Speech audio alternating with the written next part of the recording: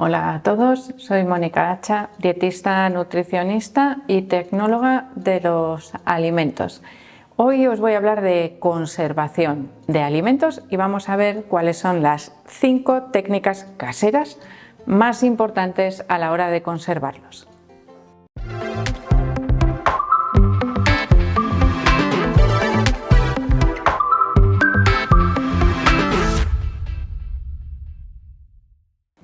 Cuando hablamos de conservación de los alimentos en casa, la principal técnica, el principal método que utilizamos todos para conservar los alimentos es el frío.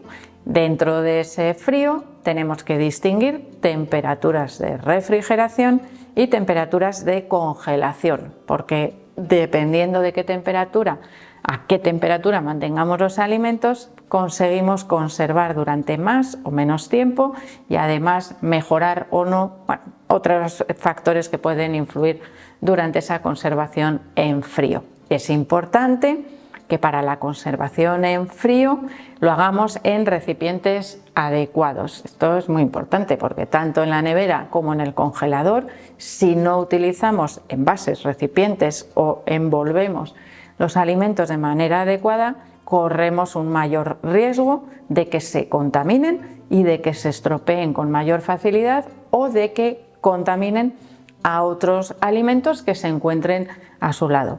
Y esto es, por ejemplo, muy evidente en el caso de las carnes y los pescados, que gotean muchas veces y pueden caer esas gotitas en otros alimentos, tanto si están en la nevera como si están en el congelador. Así que es muy importante que envolvamos o que envasemos adecuadamente esos alimentos. En segundo lugar, tenemos que saber que el tiempo de conservación es diferente en refrigeración que en congelación. Dependiendo del tipo de alimento también varía, pero podríamos decir que en refrigeración, los alimentos frescos, su duración máxima podría ser de días o semanas, o una semana.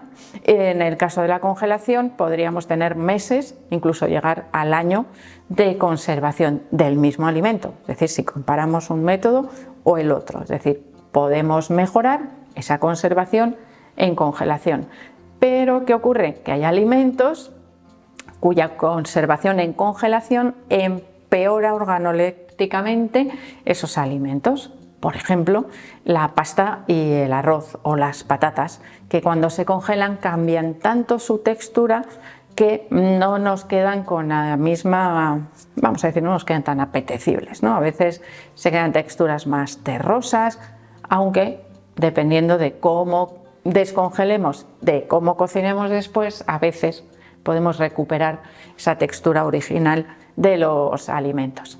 En congelación se pueden producir quemaduras en la superficie de los alimentos si no los hemos envuelto adecuadamente. Deshidratación también de la superficie si no los hemos envuelto adecuadamente. Contaminación con otros alimentos, lo mismo, si no envasamos o envolvemos adecuadamente. Por lo tanto, es muy importante que tengamos en cuenta cómo introducimos en ese frío los alimentos en función del tiempo que los vayamos a conservar, que dependerá un poquito, como os digo, de si es refrigeración o si son temperaturas de congelación. Importante también a la hora de utilizar los alimentos congelados el proceso de descongelación, pero eso lo dejamos para otro vídeo y hoy nos vamos a dedicar solo a esos métodos de conservación. El segundo método, que es un método que se ha utilizado tradicionalmente, sería la deshidratación. Yo, por ejemplo, si quiero conservar, y eso es muy típico en la zona donde yo vivo, si quiero conservar unos pimientos rojos, los dejo deshidratar, los dejo secarse y los puedo utilizar la carne durante todo el año. Los famosos pimientos choriceros, por ejemplo, las ñoras, que también son más pequeñitas, más redonditas, se conservan deshidratadas, hierbas aromáticas, es decir, hay bastantes alimentos que podemos conservar deshidratados. De hecho, esa deshidratación originalmente se hacía al sol o al aire, como en el caso de esos pimientitos colgados, pero Actualmente a nivel industrial, evidentemente, se utilizan máquinas especiales que aceleran ese proceso y reducen aún más la cantidad de agua que contienen para que se conserven más tiempo, pero en casa también lo podemos hacer en el horno a temperaturas bajitas o con aparatos deshidratadores. Por ejemplo, las frutas deshidratadas es una forma de alargar la vida útil también de esas frutas. Tomates secos, lo mismo, alargamos la vida útil de esos alimentos. Vamos a por otro método.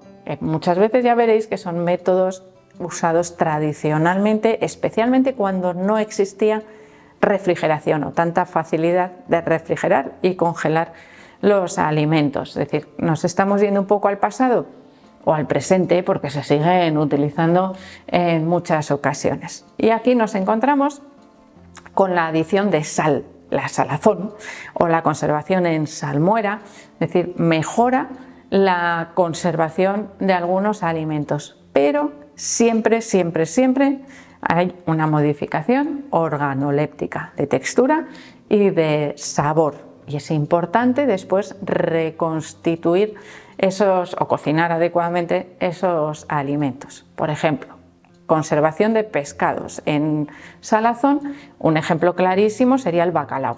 El bacalao es uno de los pescados que tradicionalmente se han conservado en salazón, y ahí tenemos, bueno, pues unas conservaciones larguísimas de esos lomos de bacalao que después hay que desalar y cocinar para poder disfrutar de ellos. Pero bueno, una técnica de conservación ahí que lo que hace es extraer el agua de esos alimentos y por lo tanto mejora su conservación.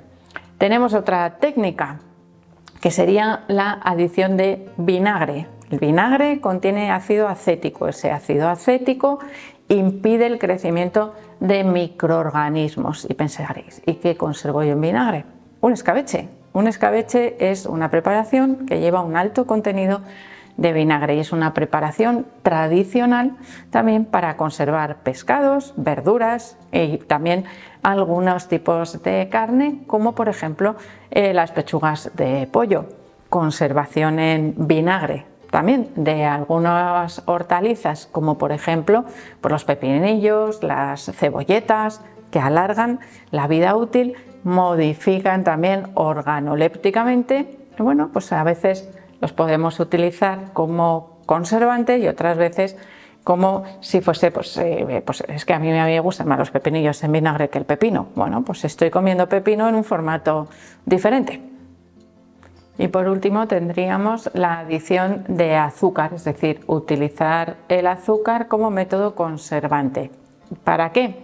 Principalmente se ha utilizado de manera tradicional para la conservación de frutas en forma de mermeladas, jaleas, diferentes formatos en función de si trituramos, no trituramos o cómo preparamos esas conservas de frutas en casa. Todo esto que os cuento en casa evidentemente también se utiliza a nivel industrial y forma parte de la industria conservera. Conserveras que podemos utilizar, o sea, conservas que podemos preparar nosotros en casa. No lo iba a incluir, pero os lo voy a incluir ahora porque al hablaros de conservas, pues creo que puede resultar bastante interesante, aunque es un poco más caro para prepararlo en casa o utilizarlo como método de conservación, que sería el aceite. El aceite impide también el crecimiento de microorganismos. Conservas de pescado, como por ejemplo el bonito en aceite, o conservas de queso, un queso en aceite. Tomates, también puede estar conservados los tomates secos en aceite, y ahí tendríamos un doble método de conservación. Es decir, a la hora de preparar conservas podemos utilizar otros ingredientes, pero os he dicho pues un poco los más básicos.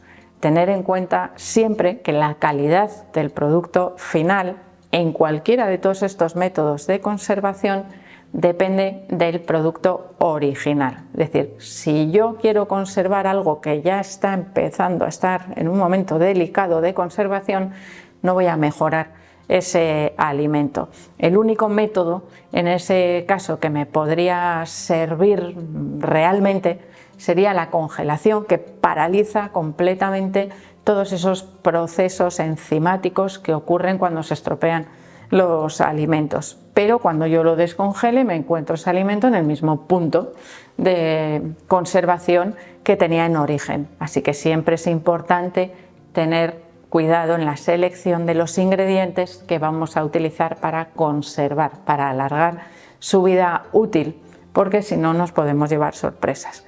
Mucho ojo también, y aquí quito el frío porque quitamos parte de ese riesgo.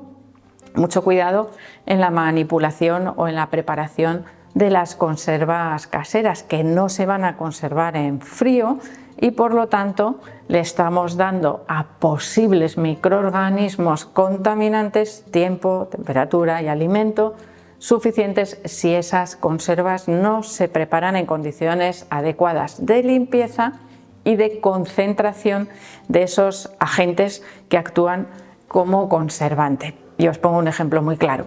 Si yo quiero conservar con vinagre y hago una mezcla de aceite y vinagre que me reduzca tanto el vinagre que ya no me conserva, evidentemente no me sirve como método de conservación. Ay, es que si le pongo más vinagre me queda demasiado avinagrado. Ya, pero entonces ya no será una conserva, será una semiconserva, tendremos que guardarla en frío y la duración será mucho más corta. Así que es algo también que hay que tener en cuenta.